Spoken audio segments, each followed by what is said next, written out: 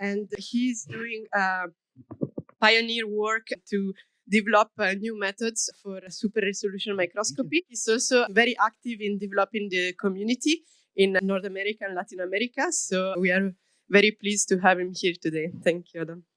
Well, it is a pleasure. Well, this is me. So I'm part of this laboratory, which is the National Laboratory of Advanced Microscopy in Mexico. And we are a network of microscopy laboratories in Mexico. Actually, in this moment, we are 4 labs in Mexico. And what we are working really hard is to, instead of being a network of facilities, we are really pushing towards creating Mexico bioimaging. So yeah, this comes with the introduction.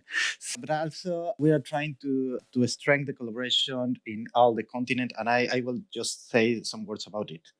So last year, and I bring in these slides because in the first session, somebody speak about this meeting. So we organized this meeting in which we bring two big communities, which was Latin American bioimaging and bioimaging North America. And a lot of things happened. So I really recommend you to work in collaboration with other communities because it's, for example, this is the number of LABI members before and after the conference. So it changed a lot. And now it's been growing and growing.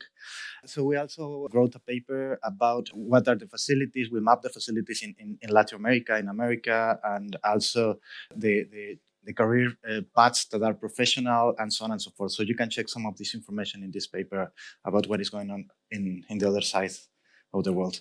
So as product of this kind of interactions, we collaborate a lot with global bioimaging. So this is an example in which Rocco was professor, an image analysis course and data reuse. So we were speaking about Nextflow and these kind of things. And also later on, we organized the Latin American bioimaging meeting in Rio de Janeiro, close together with a super resolution meeting. And we were speaking about data management. What I'm saying this because we really are here to collaborate with you and to really support the development of image analysis in Latin America. So I also part of working groups of BINAS related to quality control and data management, part of QuadRep, same. And we're starting the working group in Latin American bioimaging about data science for bioimaging. So in this sense, we map what are the problems that we have in Latin America. And I mean, these words are the same that we have been discussing all over there. So we need funding, of course. It's hard to keep track of the data. We need guidelines. Please help me with analysis. Please tell me how to analyze my data. And we need more high-end computer sources. So the infrastructure is atomized in Latin America. So we need support for mobility. So these kind of things are the challenge that you also have in here. And I think that there is plenty of things that we share, but this is something that is really, really strong in Latin America, which is the general concept of image data management is not present. So there is plenty of things to do. So now so what we are doing is support education. That is the big thing. So, and try to do lobbying with funding agency to help things better. But I'm not here to speak about lobby and what we are doing there. But instead, I got an invitation to speak about error and this kind of thing. So, and I mean, so. When I was preparing this presentation, I thought, oh, okay, what would be interesting for you? So I went to read most of the papers that we were discussing and found that several commonalities between them. So after doing the image analysis, there is computation of distributions, getting data clouds and making regression models to fit something, or computing evolution in time, and with that errors associated to the plots that are used to end up with a kind of biological conclusion and a statistical test. So can you tell me what is wrong here? So it is a t-test over this data. What is wrong? Huh? Yeah, there is. I mean, there are 3 groups, yes, but there is also this is a time lapse. So there are a lot of comparisons that can be done. So this is not right. Okay, so and that was homogeneous in the paper. So I'm not here to explain all the papers, but I'm just will focus on statistics and representation of the data. So this is in working group 3, and now we have these bar plots with data and also some p-values. And can you tell me what is wrong there?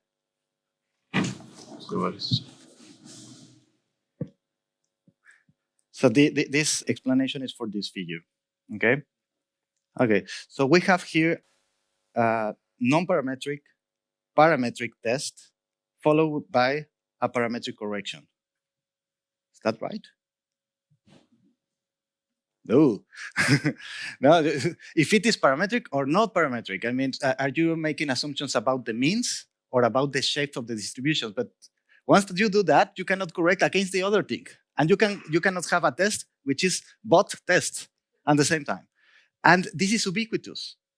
Okay, it's all everywhere. So we have different types of representation. We as analysts extract the data and put the data on plots, and then we have the interpretation of that data.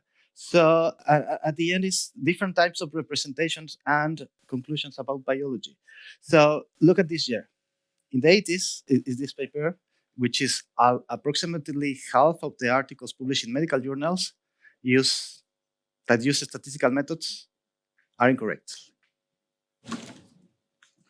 Lots of years after, I think that we haven't changed a lot. Okay. And we just have some examples. Okay. So statistics can be divided in two categories: descriptive, in which we can summarize the main features of a data set with measurements, such as the mean and the standard deviation. And then we have the inferential, in which we try to generalize these observations to try to say how the work works at large. Okay, so these t-tests or these statistical tests are descriptive, but what we are getting there in the papers is claimings about how the world functions at large. So we need to be careful with that. Okay, so now from here to the end of my presentation, I will go into distributions and no images. Okay, so if we have a population distribution, and please tell me the time when it's ready, I will end up in time. Okay, so if we have a population distribution, a simple one like the normal distribution, we have the mean and the standard deviation to describe it. And the kind of question that we do is whether the mean change, whether the distribution moves, or whether the spread changes. And we compare between different distribution and so on and so forth. Okay, so but in the reality, we don't have those kind of distributions. So we have more complex distributions, but what we do is we sample from a reality, and then we get mean values from that sampling. Okay, and we create a representation of that information with the mean of the sample means. Okay, but if we go to the central limit theorem, we will end up having this. If we sample more and more data, the mean will be more or less in the same place, but the spread will change. And this is related to sampling. So the central limit theorem states that the distribution of the sample means will become increasingly close to a normal distribution as the sampling size increases, regardless the shape of the population distribution. This means that no matter what is your source distribution, what is the shape of the distribution, you always will sampling a normal thing because you are sampling. Okay, so the mean will be ended more or less the same, but the spread is different. This is the spread of the biological phenomena. And this is the spread of the biological phenomena, the spread underlying the population. But what we are getting is the spread of the sample means. Okay, so that is called the standard error of the mean. And we are always working with the standard error of the mean. Okay, so what's happening? So if we see, so this is related to sampling. This is the size of sampling, and here we have the mean value. And as you can see, as the sample increases, the sample mean will go to the more or less to the population mean. Same with the standard deviation, but this is a standard error. But I want you to point you here. Okay, what happened if the paper that you are reading, they analyze 3-5 embryos? Okay, so I'm not speaking the number of cells. I'm speaking the biological replicates, which are the embryos. Okay, so I saw 2 papers that were working with 4 to 5 embryos. So there is a big problem of ending in errors, just statistical errors. Okay, but we are making claims about how nature works. So we have to be careful. So this is a message that I found in this paper: is always keep in mind that your measurements are estimates, which you should not endow with an aura of exactitude and finality. Okay, and so let's go to error bars. Okay, so here I'm presenting these error bars, which is the standard deviation, the standard error of the mean of the confidence intervals. If you scale them to have the same size and compare two standard deviations, well, this will be the p-value with the t-test. But if you compare those in the standard error of the mean, this is the p-value that you get from confidence intervals. Well, now what happens if you scale with a cutoff that we use a lot in scientific discovery? Well, if we scale the bars with this cutoff, the standard deviation will overlap, the standard error maybe not, depending on the sample size, and the intervals of confidence. So it's important to understand what is the people is representing, and more important, what is the number of data that they are putting there, and what is the kind of data that they are putting there. So for example, if we increase so this is a relation of the sample mean and the p-value with error bars, and with confidence intervals. So as you can see, it changes a lot. Okay, so I mean, this paper has been there for 10 years. And the p-value was never meant to be used the way it is used today. And 10 years after, I think that it is the same. Nothing has changed. So let's start. We have a reference and we have an observation, okay? And what we want to see whether this observation fall between the estimated population of the global population. So we will draw the null hypothesis that our observation is sampled from the pool of all possible instances of measuring the reference. Okay, so and what we want to know what is the probability that this measure is in an extreme. Are you fine with this? Okay. Okay. So the statistical significance of the observation X is the probability of sampling a value from the distribution that is at least as far from the reference population. Okay, but we end up with this fallacy, which is the prosecutor fallacy. So the p-values often are misinterpreted as the probability that the null hypothesis is true. Remember, this is the reality of nature. We are not looking at the reality of nature. We are just sampling from that reality. Instead, we are looking for the degree of improbability, which is the evidence against the null hypothesis. Okay, so what we are always looking is evidence that supports the alternative hypothesis. Okay, so here it comes. So a statistical significance suggests, but doesn't imply biological significance, because we don't know what is the real shape of the distribution. Okay, so we are always working with sampling. So let's say that now we have 5 measurements. Okay, with those 5 measurements, we can compute the standard deviation and the standard error. Then we can use the standard deviation, remember that doesn't change, and drive our distribution of our values that might have, let's say that we have a prior with a mean of 10, okay? So then if we sample those values, let's say that we are sampling values from this H0 distribution. So we end up having this with a standard error. And the mean of these values will end up here, okay? Are you following me? Yes? Okay, so, and remember, if we sample from a given distribution, we will have, the spread will decrease depending on the number of sampling. Okay, so let's go back to this and I will tell you, is that correct? So my mean, the mean of my sample values, these 5 values, it's here. Is this p-value correct? Can we reject the null hypothesis with this? Oh, okay. Yes, that's right. We cannot. Because we want to test the difference between the mean of the sampling and the mean of the real population. Okay? And they normalize by the standard error, of course, because this is what it is here. Okay, so we have that equation is from the t-distribution. And the t-distribution is just the difference between these values and the expected mean. Okay, well, the mean of the population.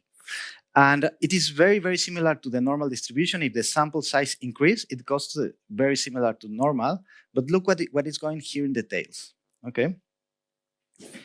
In the tails, we have the p-value and the t statistics. And this is related to the sampling. So this is what you should report. What is the position in the t?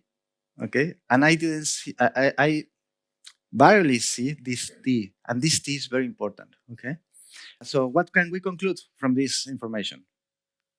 something like a statistical analysis was performed with using a one sample t-test, five samples, yielding a t of 1.98 and a p-value, indicating no significant difference from the H0.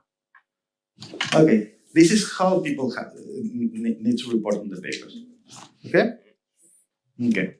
So, but if we increase the n, the p-value will go down. Mm-hmm. And then we can say that using a one sample t-test with n8, the p-value is 0.041. I'm not putting a threshold. Okay, we are reporting the value, indicating significant difference from the H0. Okay, so I already told you that statistics can be descriptive or inferential. In this case, we are just describing what we are doing. We are not doing inferences about the underlying population. Okay, so but let's try to do inference from the underlying population with a t-test. Okay, let's imagine another world in which we can get an inferential index that does not tell us where we stand, but how much distance we have covered. In other words, imagine a number that does not tell us what we know, but how much we have learned. Okay. This is called the Bayes factor. And it quantifies the relative evidence provided by the data from the hypothesis over the other, which is the probability of the data, the likelihood of the observed data given the null hypothesis, over the likelihood of the observed data given the alternative hypothesis. Now we are comparing. Okay, what is the population where the H0 over the H1? Okay. So, and we can get this Bayes factor from the p-value, okay? So we can compute something which is the mean Bayes factor that indicates how strongly the data favors the alternative hypothesis over the null hypothesis. And we can get this from the p-value depending with some priors. Okay, I will take this one because this Z, it is the t-score. So then we can get this Bayes minimal factor from the sample with 5 or with 8. And check, there is not much difference, okay? But what I want to say is that the translation from p-value to the minimum Bayes factor is not a recalibration, like Fahrenheit to Celsius. It's a measure of evidence, okay? So, because the Bayes factor is the probability of the data over the null hypothesis, given the probability of the data, considering the alternative hypothesis. This means that we can now interpret the Bayes factor, which is the following.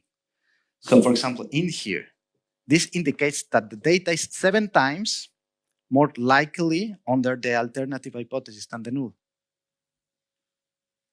And in this case, it's 22.7 times more. Now we can start doing priors about the underlying distribution. Okay, and I haven't seen paper doing this. Okay, so there is a table there. So what we have here is that we have moderate evidence against the null hypothesis in this case. And in this other case, we have moderate to strong evidence against the null hypothesis. Now we can start concluding about what is the underlying conclusions. Okay, so, but now we can add priors. Our initial prior is that we have no prior. It is 50%, okay? So if we introduce that prior in this equation, that is the updating formula for Bayesian statistics, we can have these conclusions. With a prior probability of 50%, the updated probability after considering the evidence is approximately 12%, indicating that there is little evidence against H0. And in the other cases, a strong evidence against is H0. So what we are doing here is now making assumptions about what it is the population where the information is being sampled. Okay, so I just bring it here for some discussion. So I'm about to finish. So p-values not need to be banned, but we need to ban inferential reasoning based on the p-values, on naive p-values. If we are going to tell something about this embryo did that thing, I rather prefer to use inferential reasoning. Okay, and maybe think about any other coefficients that we are using for regressing, doing data regression and training and so on and so forth. So these words are for me. So we are dealing with a crisis of reproducibility in bioimage analysis, but we are also facing a crisis of scientific reasoning. Okay, which is really, really put on the papers. That's why I asked Christian how to cope with sending the data to the users and don't really think about the statistics, because things can happen. Okay, so I want to thank the funding agencies, the network, and you for listening to me. Yeah.